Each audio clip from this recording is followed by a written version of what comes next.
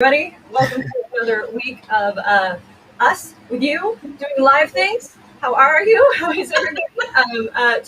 Today, I should say, we'll be talking about hot-headed clients and how to deal with them because it's about a billion degrees out where we are. So I'm going to turn it over to Jerome, and he's going to take over from here, and I'll be back in a moment. Hello, welcome everyone. Hopefully this time we're actually live. We thought we were a couple minutes ago, but we were not. We adjusted, and we hope that you guys can see us now. It is summer, it is hot, and with that theme, we're going to go ahead and kind of spin it and talk about how to manage and work with hot-headed clients. And before we realized we weren't actually live, I asked Lisa this question. As a coach, do you typically run into clients that are hot-headed towards you, or has that ever happened to you? And I was mentioning, no, not at me, because there's usually not that kind of a relationship that we have together. We're usually building rapport and how they want to take care of business outside of the session. When that person is coming in upset, if they were your friend, you might behave differently. But as a coach, we have to just still maintain our physical presence, stay focused, stay calm, breathe, do modeling that will help that client process that moment so that they're able to start sharing and expressing what's happening, not in that triggered state. Mm-hmm. And since you do couples coaching, your sessions typically have both people in the relationship present? Yeah. Have you ever had a moment where they're going at each other? In fact, I like it. I mean, it sounds silly. Why would I like to sit and watch somebody fight? Drama. They're obviously not going to be fighting in a way or having an argument. It's not fight. It's an argument or an angst in the moment that I get to see different dynamics of how they interact with one another because they're more apt to have their true self show up versus their best behavior kind of thing. And so when that happens, even if it's one person coming in, it allows you guys, meaning the coach and the client, to start working in a different way because we're able to pull out different perspectives from that experience. So it's kind of actually a good thing, actually. So you're saying when clients are angry, they're getting some real work done, at least with couples. Yeah. And if studies have shown that during the hotter months in the summer, violence and aggression increases. So you might be seeing this now, coaches, your clients at their worst because of how hot it is. And hopefully you're coaching in cool, conditioned environments. But still, the heat nobody really likes it being too hot. Do we have any techniques? What was that? I was going to ask, do we have any techniques to well, that's what I was going to say. So can we think of obviously when a client is coming in and they're upset, they're freaking out, it's typically a situation where they want to vent, right? Like they want to blow off some steam. How long do you let that go on for before it starts to get like, okay, this is enough? It depends, honestly. It depends on the new information. When it starts turning into repetitive information, that's perhaps a place that's a good, let's pause for a moment. Let me recap what I'm hearing. And what do you want to work on in this? You go back to the coach, the foundation of what we've been talking about. What do you want to get from today's session going through this experience? You always go back to that. So that expression of when do you stop somebody who's venting, usually when it becomes to the repeated position, because they always repeat themselves. Well, it can become coaching the ghosts too after a while. Yeah. Like typically, like if you've got them or that even just one person just going at it, they're obviously venting about something that's happened that they cannot change. So at one point, at some point it's got to start to move into the realm of therapy if it's going on or too often or too much, right?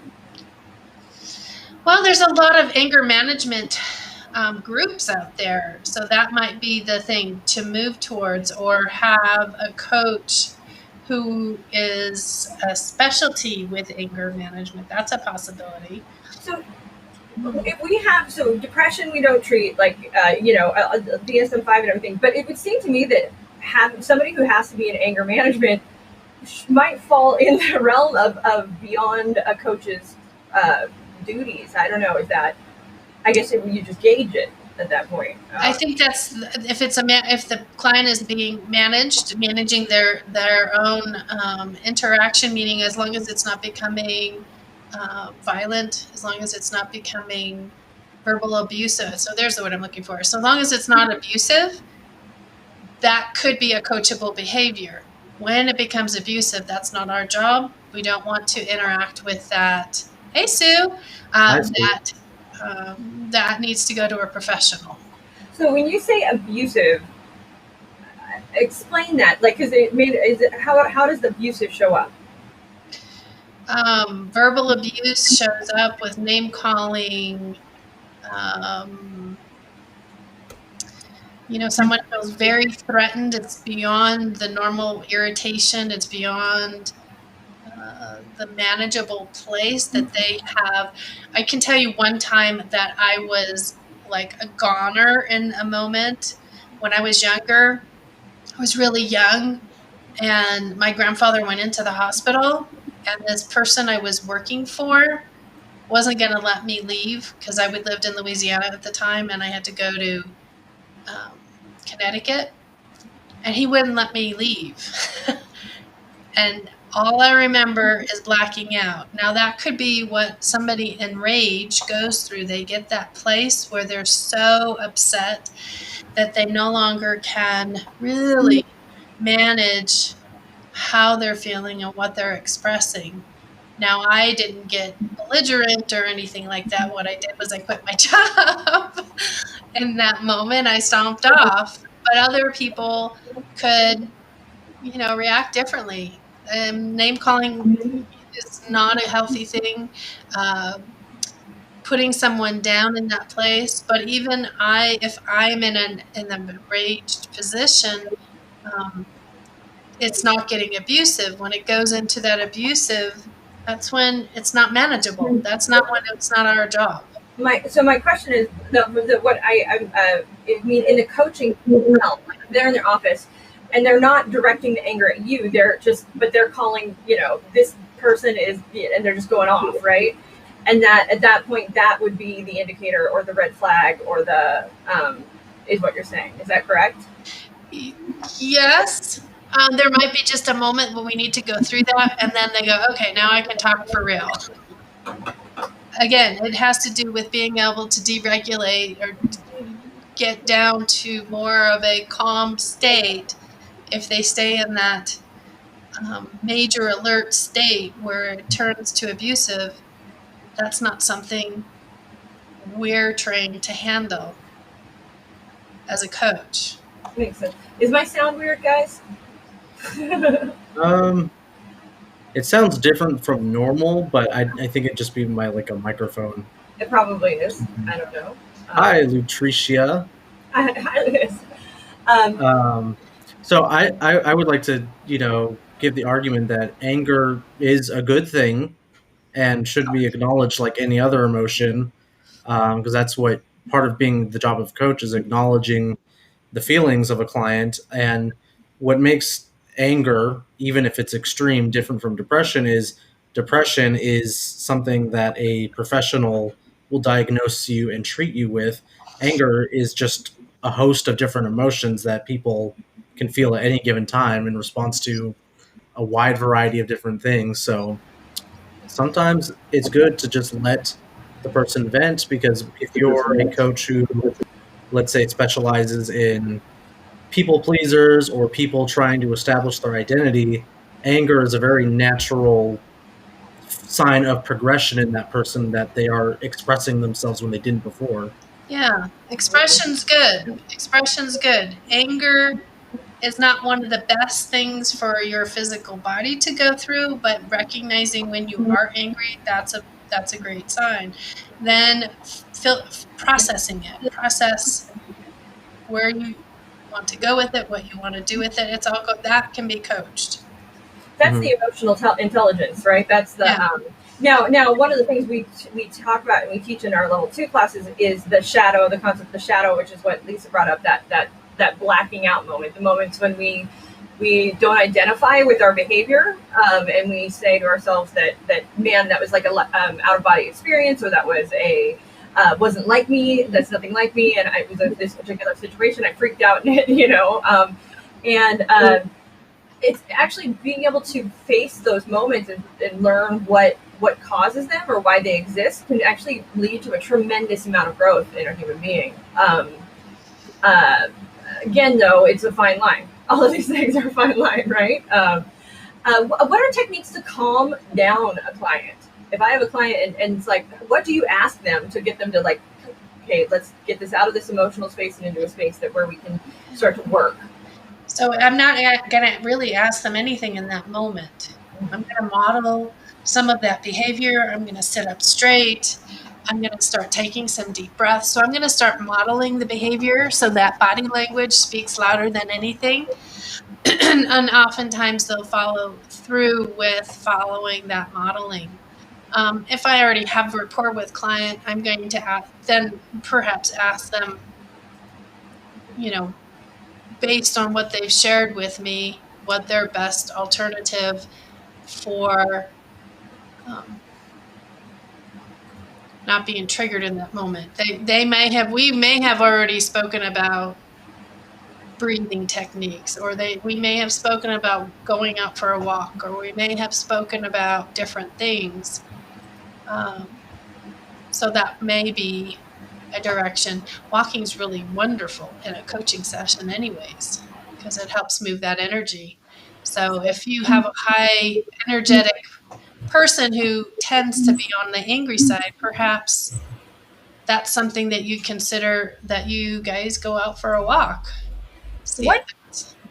Why do people get angry? I know that sounds silly, but really, when you get down to the root of it, it's typically a feeling of lack of control, right? Most of the time. Yeah. Unloved, unheard, filters that we've been trained from way young. And things that we have built on that as well. Our ego, really, it's a big ego. Well, and that's all born from fear. I mean, there's a saying, anger is fear's bodyguard, right? Yeah. And unrealistic expectation and comparison, says Sue. Yeah. Mm-hmm. Well, and that, again, I think it all boils down to that lack of control, right? Is that it's like, I want things to go this particular way. I expect it to happen. When it doesn't, and I have no power or control to change it, I get angry. When somebody, when something happens to me, I have no power, and it's a way for us to feel like we can regain some control. But it can also lead to manipulation, though, because really a lot of anger, and somebody who reacts that way and goes to a place of just crazy anger anytime somebody tries to interact with them, that's a form of manipulation. And it's one that people don't often recognize, because what they're doing is they have at some point been rewarded because the other person backed down, and they learned, okay, well, if I do this, people will back off. And so they use that as a technique to sort of avert having real communication with somebody. It can be a manipulation too. So well, and lacking of asking for what your needs are, you become triggered and expect the other person to know exactly what your expectations were, which is what Sue put up there, unrealistic expectations. And some of them aren't unrealistic, but some of them are not noticed that they are needed to be done, and the experience from the other person says, well, you should have known to do that. It's that communication. It's a lack of communication at that point. And a lack of communication then that then leads to frustration, and then people spaz out, and hopefully they figure it out and come back together. And that always leads to that forgiveness piece. One can hope. One can hope. Yes, one can hope. Absolutely. I mean, I think that there's a degree of fear, though, that people have with anger, and is that they're being taken advantage of, or maybe not, or there's something there's missing, or somebody's, there's somehow being made a fool of, can cause that anger as well. I think you're right there. Feeling taken advantage of is a huge piece. They haven't voiced expectations, and that mind reader is expected to be present for a lot of those exchanges, or stupid mind reader, always on break, always like just at the gone. wrong time at the wrong place. Laziest thing in the world, that mind reader. I wish it would hang out more often. What about anger that's not really directed at anybody? Because I feel like for the past few minutes we've been talking about people in a relationship or interacting with people around them, whether it's like a boss or significant other or friend. But what if it's just like the general state of things or something that they can't really control? Yeah, there are people that just exist in like perpetual anger. They're just like angry people. Everything they do makes them just like they just appear to be angry at the world. And then you think about it, people like watch TV shows and they get angry. The news, it just stuff that they have no control over, and it just like sometimes it starts to appear as if it's an excuse to be angry, right? I mean, which is you want to be able to save somebody, right? But that might be the state they want to be in. Well, and it's not our job as a coach to coach that person. Yeah, that's going to be something I think a little more in depth for therapy due to, low self-esteem, definitely, or it's habit. I mean, it could be a habit that person just has a trigger reaction, if you will, to everything that occurs, or they could have psychological disorders. It can also be the PTSD, ADHD, chemistry, borderline. I mean, there are a lot of things in the DSM-5 that quick to anger is, and it's typically like a feeling. It's a physical reaction that happens in those cases. Like it's an actual physical reaction that it's hard to communicate what's going on, and then at that point it's hormones, and you're already in the state. So a big part of that is being able to catch that physical reaction early on. And knowing when to refer to other professionals who are equipped to help you with that. Oh yeah, I'm talking about like I'm not talking. No coaching should be, but just in general. But it is.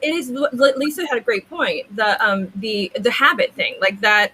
This is something that I have read a bit on, and I have delved a bit in, is that the patterns that we create, right? Like, if some of us go to anger, some of us might, our default might be food, or it might be sadness, it might be, and it's actually, we have to retrain those habits, because it's something that if you've done that pattern your whole life, like this happens and I get angry, this happens and I get angry, you don't have to do that. And at some point you learn, okay, wait, I don't have to get angry. I can approach it a different way. And then it becomes about retraining your reactions, which can be tremendously difficult, right?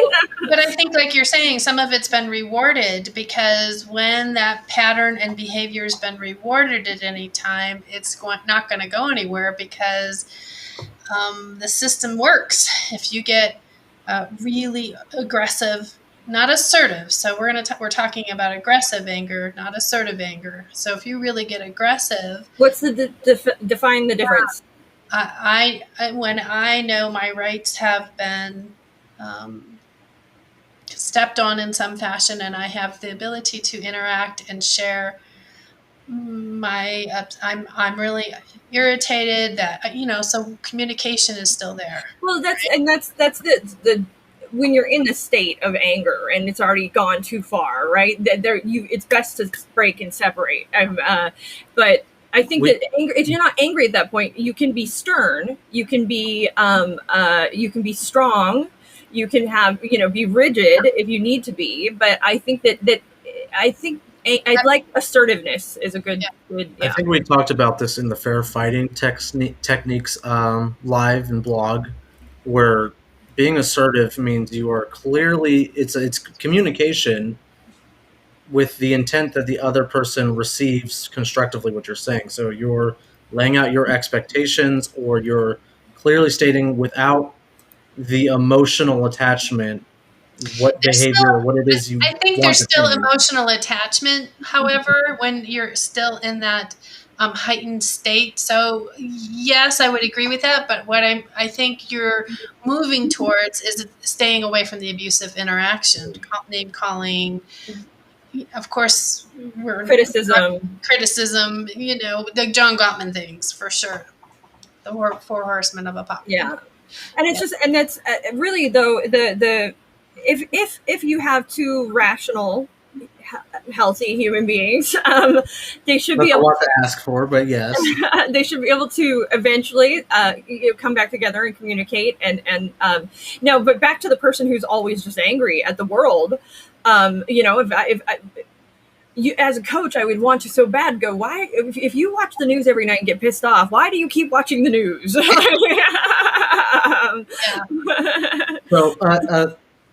Do they recognize it?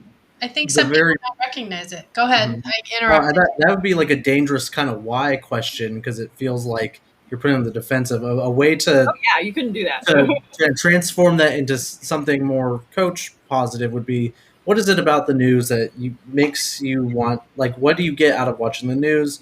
What is it about the news that keeps you coming back, even though you know it does X, Y, and Z? And that's a nice open-ended question that can get into sort of explore. What would life be like if you didn't watch the news tonight? I wouldn't know things. I wouldn't know what's going on, and I couldn't be mad at things. I mean, as somebody who unplugged, like I unplugged 7 years ago from a lot of things. I got rid of my TV. I did for a lot of news. I don't watch. I also, for a long time, got rid of social media altogether. Had nothing to do with it. And I just wanted like human interaction, and I wanted to actually be productive with my life because I felt like I was spending it in front of the TV. And it definitely is. It's nice because I don't get stressed out about the same things other people do. But sometimes it is definitely weird because I'll feel a little out of the loop, or like I don't know what's going on in the world. But I think that's okay because I can't affect change in a lot of those things, right, that are going on in the world. So it's just sort of me. It feels a little indulgent at times, and almost like it's a manipulation of my emotion in many ways. Jerome, what gets you angry? Not a whole lot. Injustice is probably like the only thing I can really think of at the top of my head. And when I say that, I mean bad things happening to people that don't deserve it, particularly when it comes from another person. That really upsets me. Advocate, does anybody really deserve to have bad things happen to them? Like, yeah. I believe in karma, so I believe if you do bad things, the way energy works, it's going to come right back at you. So I think following that thought process, I guess maybe yes, some people deserve bad things that happen to them, or maybe I should phrase it this way: don't be surprised if something bad does occur to you, and you are consistently having bad things occur to you as you are consistently a bad person. But not all people are bad that are yellers or I don't think it's fair that's a big blanket, right? Like, because a lot of times it's a misunderstanding, and for us to paint the picture that this person is bad in this situation. Now, mind you, there are exceptions. Absolutely, there are. But it is a very black and white thought process for us to say that this is bad, this is good, this person deserved it, this one didn't. It's really not taking the whole picture into account, I don't think, at that point, in many, many cases. I would agree. I think if you actually sit down and what I've actually come to realize recently is I give everyone the extreme benefit of the doubt. So when I say bad, you've really, really got to, like, there's something that, because I consider, when someone is doing something in a scenario where maybe someone's put off by it, I'm thinking, wow, I wonder what made them consider, to react that way. Maybe they had a terrible day. I think it's somewhat selfish to kind of be upset that someone lashes out. I feel like that's getting into victim. Yeah, exactly. Right. It's not taking any. I mean, now, mind you, people sometimes just lash out, and it happens. And you don't have to.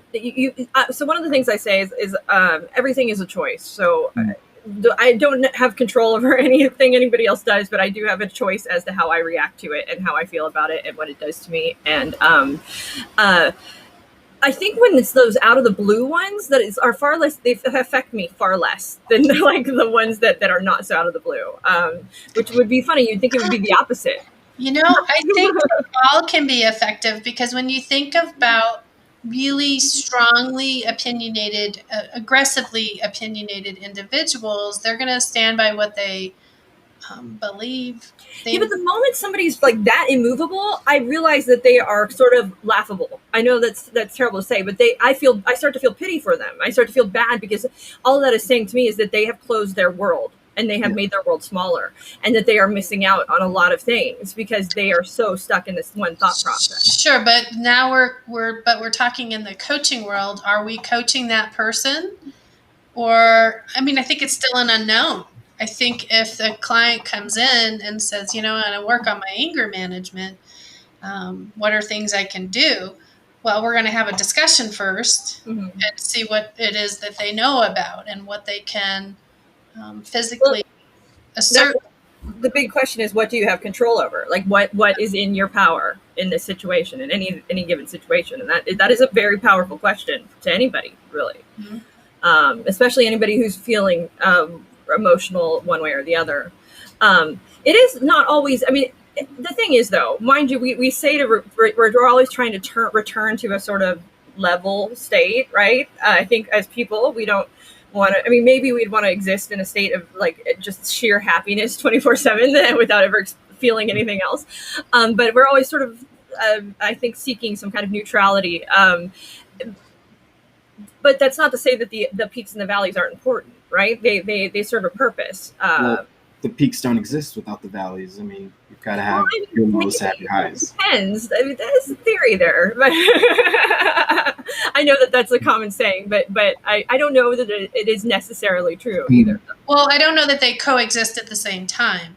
I would agree with Jerome that if you have one, you tend to have the other, but usually not back to back.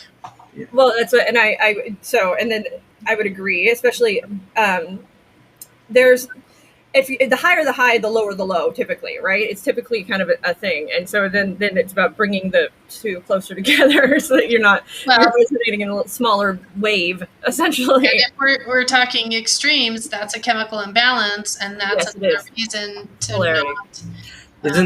Isn't all this a form of black and white thinking, though, about how It's anger not and to say there's happiness? no in between. Because anger and happiness may not have to be bad. Like it might. That's one of the things I thought is it drove me nuts. Is whenever I would cry or anything growing up, I always had to feel guilty about it. Like, and especially with a guy in the room, a guy always wants to fix a crying woman. It just is true, and. I would feel bad for crying, and then it was like, wait, crying doesn't have to be a bad thing. It can just be something that happens. It can just be something that happens to human beings and a part of a human process, and it doesn't have to have this label of fix it. Maybe it just needs to happen, and then we can move on. But I was going to say another example of when anger is sometimes a good thing and can lead to happiness is also. I cry when I Personally get angry speaking, too, which is so annoying. I work out when I'm angry. I'm far more motivated to hit the gym and work out and work on like my physical fitness because I use that anger as like fuel to just go hard in the It gym. can be a motivator, yes, absolutely. Yeah. It's probably not healthy, but No, you're not actually. You're supposed to do something like more mellow when you're in that state. They don't want you like punching bags or anything. Like more of a mellow. I'm gonna try to hit the heaviest deadlift possible when I'm angry. They used to have these baton things, these like what do you call it, pool noodles? Except heavier ones. And they used to. This is in therapy. They used to have us hit chairs to try and get us to be angry. I'm like, this doesn't make any sense to me. You want to do this? Okay, I understand. I can speak about my anger. I can speak about what I'm feeling. But to actually do this with the chair, I'm like, I don't understand that aggression. There used to be a type of like there's a therapy group that they get people in a room and they would get them angry. They'd be like, yeah, get angry. And like a lot of times there's people who could not otherwise get angry, right? They were sort of flat emotion. This was a way for them a group where they could just vent. And they encouraged anger. That's what they wanted out of people. They wanted them to come in the room and get pissed off because they would then be able to go out into the world and not get pissed off at the world. I don't know if that's ICF approved type of coaching, but Get angry. It's out there if you're interested No, in doing research on I don't it. recommend it. I don't think it was at all beneficial, in my opinion. I don't- At least that's my opinion, right? But I will say, okay, so this me and my dad have the same thing. We are the type of people who like we just get it out. Like we try not to bottle things up. It's just sort of like we will just okay, this is going on. This is the problem. Boom, let's go, and we're done. And we can let it go. Like as soon as it's out and it's in the world, it's like I'm fantastic. I don't need to deal with that anymore. And I'm go, and it's like it's gone. It's not even on a shelf. It's gone.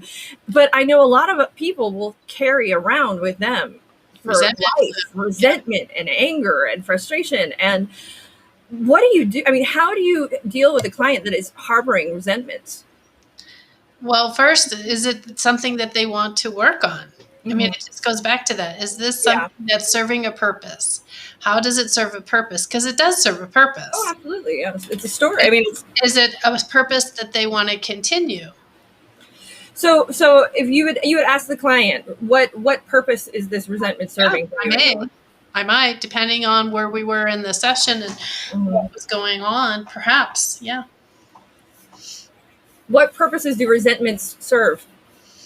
That's something they have to define, because what they usually find out is for you, have you ever harbored a resentment? Well, of course. So what was it serving you? It fuels negative thought. Like Miss Jackson said up there, she said, it just provokes low self-esteem. It keeps that negative self-talk empowered versus... So me as a human being, why am I choosing that? Why am I like, what is it in us as people? I mean, I guess it's irrelevant what it is, but how do we catch that or let go of that or help our clients to do so as well? I mean, what kind of series of questions would you ask? What is it serving you? What is that serving you? Yeah. What else is that doing for you? Where do you want to go with this? Because it's pulling out the things that actually are good for us. Because back in the day when we had to save our lives from emergency moments, it did serve a purpose. But everyday life today, we don't have those kind of emergency kind of moments where we need that adrenaline rush. But we can feel like we do. I mean, it can imprint on us, and it can. And the thing is, too, whenever we remember things, we're not actually remembering the event. We're remembering the last time we remembered it, and our emotions can affect it over and over and over again. And it becomes a habit. It becomes that neural pathway that we go down over and over and over again that we then have to consciously retrain. Find out what that correct news story is, correct story, the story that if I'm attached to this old story, how do I want to release my attachment to that old story?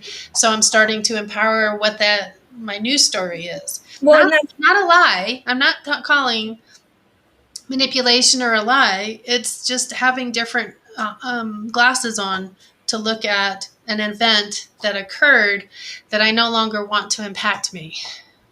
And I have, and it's funny. It's something I am working on right now as well. Like there's specific things that still and I'm like, I just want to let go of these. I just want to go. Like, I don't want to.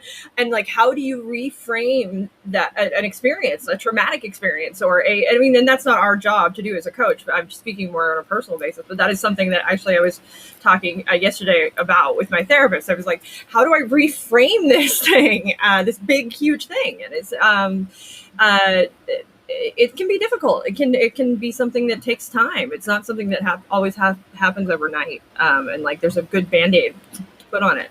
But that doesn't mean that. Here's the thing I want to say. Attachment too. Attachment's all involved with that. So attachment to that particular side of your understanding of the story. What's that attachment? And what do you want it to be to where it impacts you in a different way?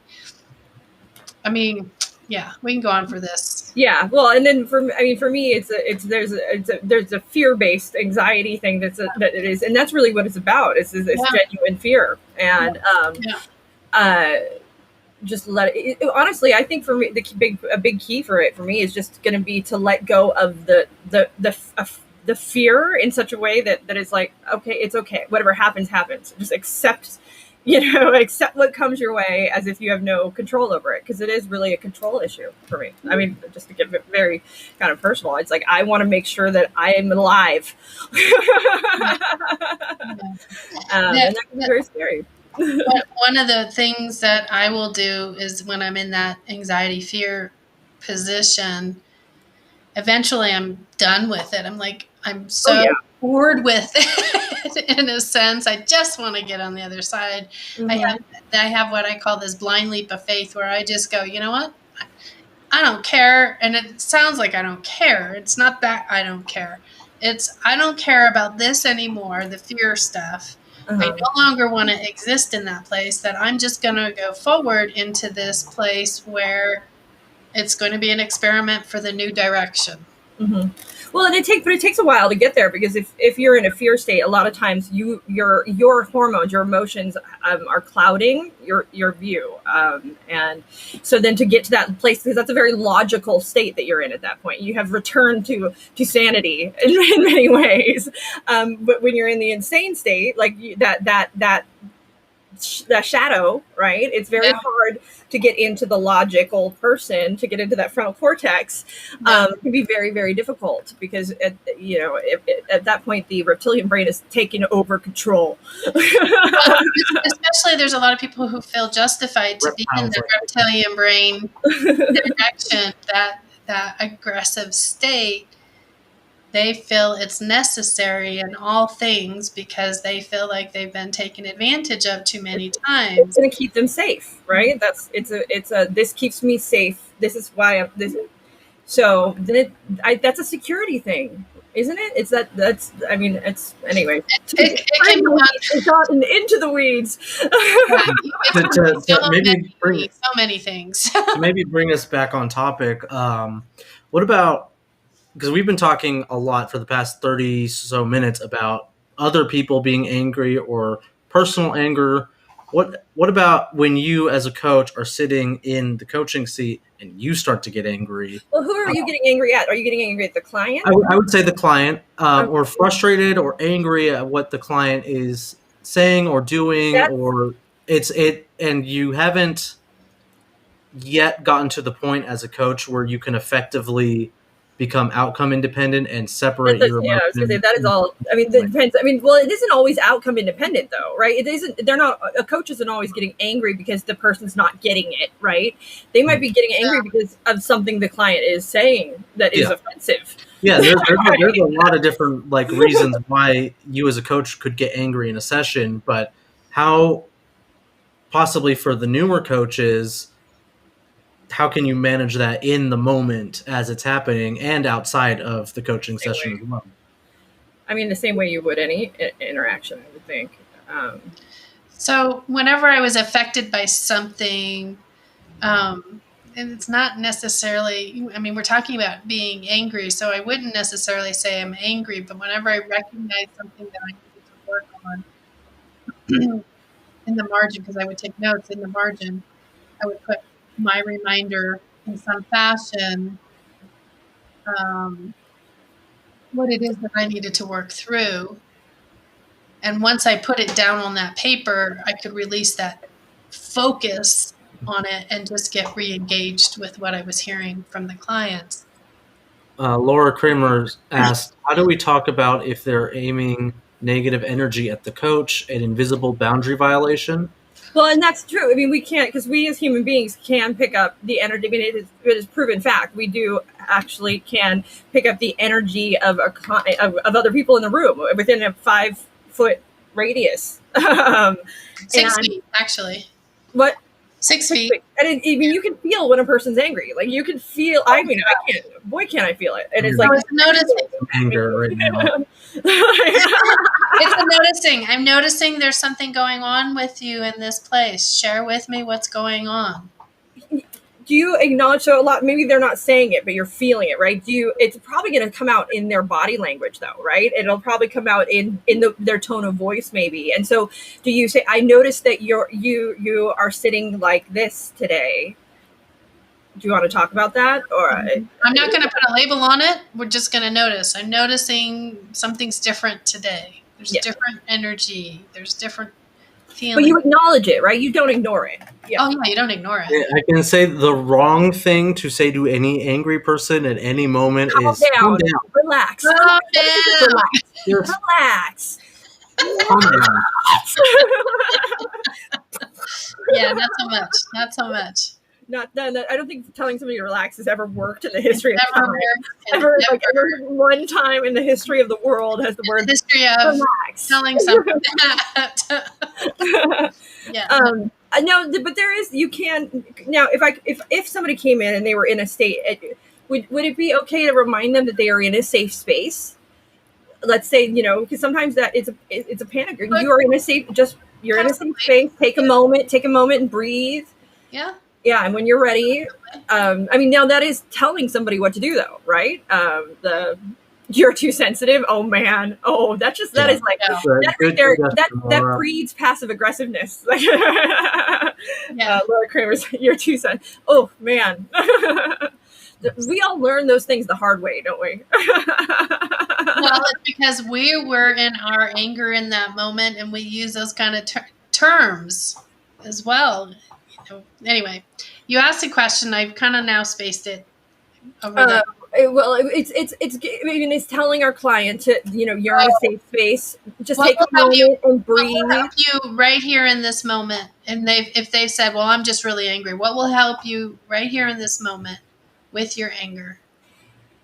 Is it okay if you are a coach who is having an emotional reaction? Would it ever be inappropriate for you to say, can we take a break for a moment? I'm kind of, do we say what's going on? Do we just say I have to use the restroom, or do we say I'm triggered, or do we say? But saying you're triggered though might then be detrimental to whatever the client is sharing. So you probably want to be as vague as possible, I would imagine. I'm gonna say, I've got to go to the restroom real quick. I'll be right back. Exactly. So I'm not gonna try and hide what's. That makes it about me as soon as I do that, doesn't it? But really, that paper for me writing it down allowed me to release that energy. So if it's at that point where you're worried about sort of your emotional reaction, I think it's okay for it to be about you as a coach, because you can't effectively coach if you're getting too worked up.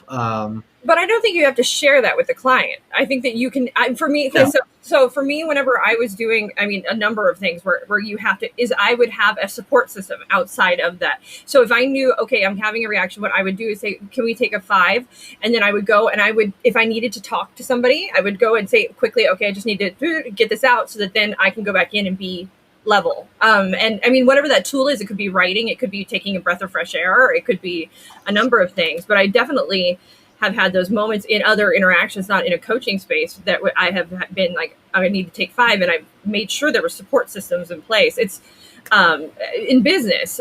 There are moments where you can get very frustrated, and especially if you're under deadlines and you're trying to.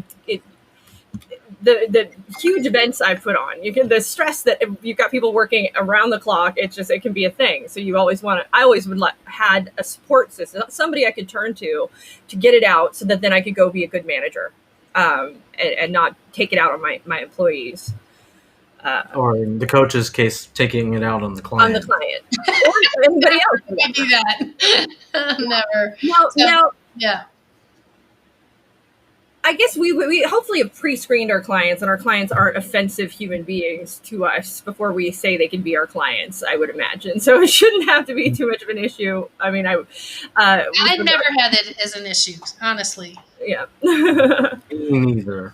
Yeah. So. But you have gotten sad, right, with your clients before, where you've gotten upset. You've had a tear or sure, absolutely. Is it okay? We want it on some level, to a small degree, right? That is validation. If we say, okay, it's not agreeing, but we can say, I understand why that would make you upset. I understand why you would get angry, and that's where that sincere validation comes in. It's not necessarily that you have to agree, but you can tell them that you see why they are feeling what they are feeling. And sometimes that helps a great deal in these sort of situations, right? Is that they don't feel crazy for feeling how they feel. So what I'm hearing you really kind of say is normalizing it. So we're trying to help them find their normalization through it. Yeah. Yeah. So we're gonna Well, still ask questions. We're still going to help them see how they're progressing. We're going to help them through that interaction and validation piece. Yeah.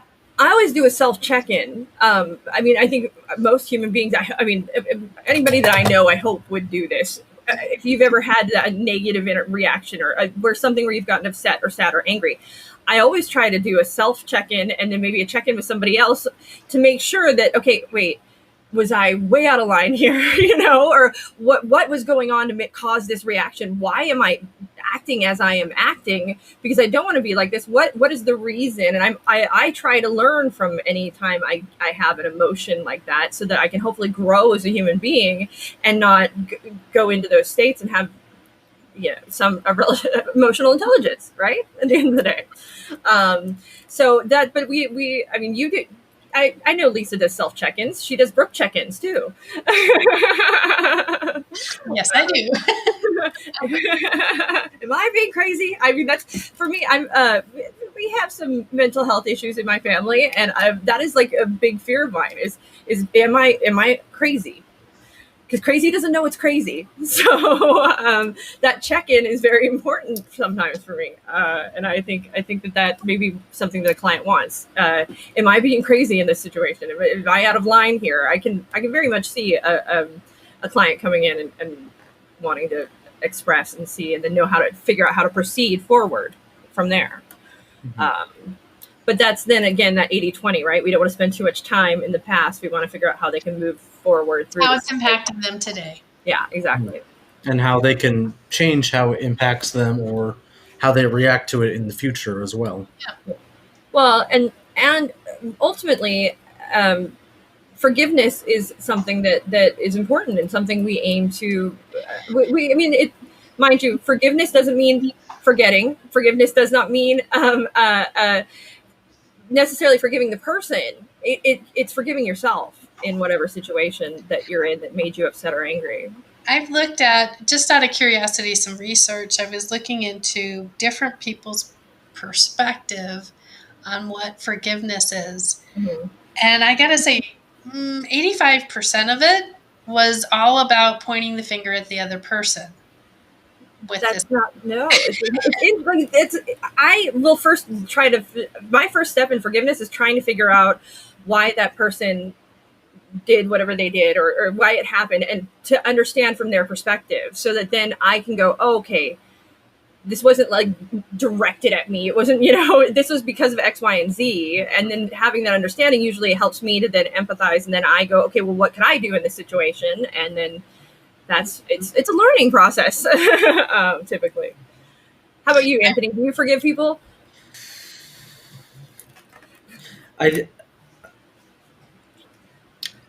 I don't know if I define forgiveness exactly that way. That's kind of a difficult, not difficult topic, like in a personal sense. It's just difficult to put into terms because I tend to just make things more complicated than they need to be. I wouldn't say I forgave. If I'm thinking back in my past and people who, without a doubt, did me wrong in some way, I don't know if I consider it forgiveness by letting go. I just...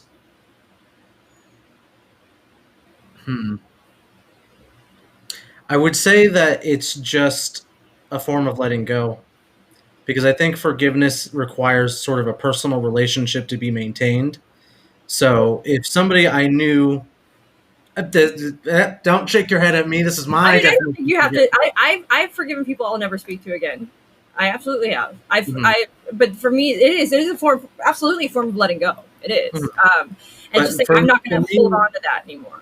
For me, forgiveness is reserved for people I know and still interact with, who express sort of remorse, or there's still that interplay of a relationship.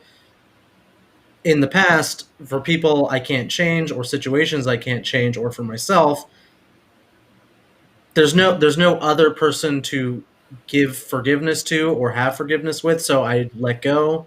It doesn't bother me. It's not something I waste a thought on. I know what we're talking about next week. We're going to talk about how to forgive when there's nobody to forgive, right? When that person is not there. Sit there quietly. Oh, gosh, that's a big one, actually.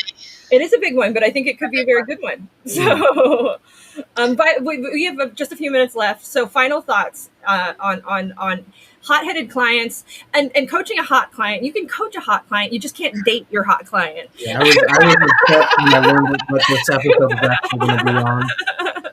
So you know. We can do that as a future episode. I think we've discussed it quite a few times in one way or another.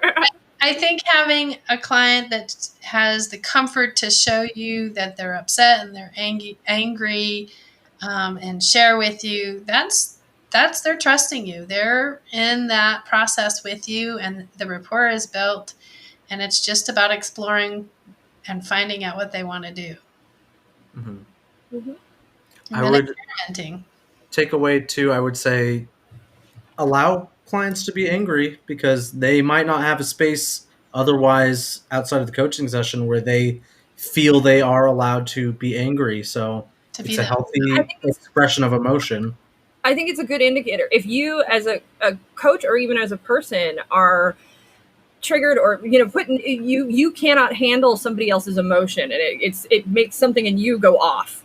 That might be a good indication that, okay, well, that's probably a place I might want to explore doing some work in and see what's going on there. Because really we should just I aim to just allow people to be whomever they wish to be. And that means not telling them how they should feel because it makes me uncomfortable. Which can be hard because a lot of times we want to fix, we want to Band-Aids, we want to, when we think it's a negative thing or that's the label we apply to it, or we go to fixing, but sometimes they just need to be and just need to feel whatever it is they're feeling, and they may not have another space to do so, just like Anthony said. So I was looking at a few interesting. We were talking about this. It's kind of funny how this all comes around. Different Facebook feeds, and I was looking at a feed that they were talking about this kind of thing in there, and they were saying, leave the relationship, you gotta go, run, don't let the door hit you in the butt, and all this kind of stuff. Yeah. And, what is the difference really? And the interesting thing is all of those people on there talking weren't even answering the individual's question that was being asked. They were just got on their own bandwagon and tooting what their experience was. Giving advice, right? Which is not what we're doing as coaching. So even if we aren't saving anybody, right? We are, my natural inclination is to be Captain Save-A-Ho, to white knight it in and run in there and see how I can help and what I can do. And it can be one of the hardest things in the world for me not to, but I am learning all the time that often the helping is hurting in many ways. It is detrimental to their growth. We're not talking about a drowning person. Oh no. Them They can learn how to swim. We're not talking about that coachable moment. Yeah, let's be clear about that. Yeah. No, it saves somebody's life. Yes, don't leave them in the burning building. But no, don't run into a fire either, though. On the other hand, don't risk your own life. Unless you are a trained individual and know what you're doing, now we have 2 drowning people. It's not just one, and we're double that. That's not what we're talking about. Right? Yeah, there are trained professionals. Okay, thank you guys out there so much for watching. It's been a wonderful week talking about hot-headed clients. Stay cool, those of you. Stay cool in every way. Yeah, exactly. And check out Certified Life Coach Institute. We certify life coaches in 3 days. We're award-winning, and we keep it cool. That's all. Bye.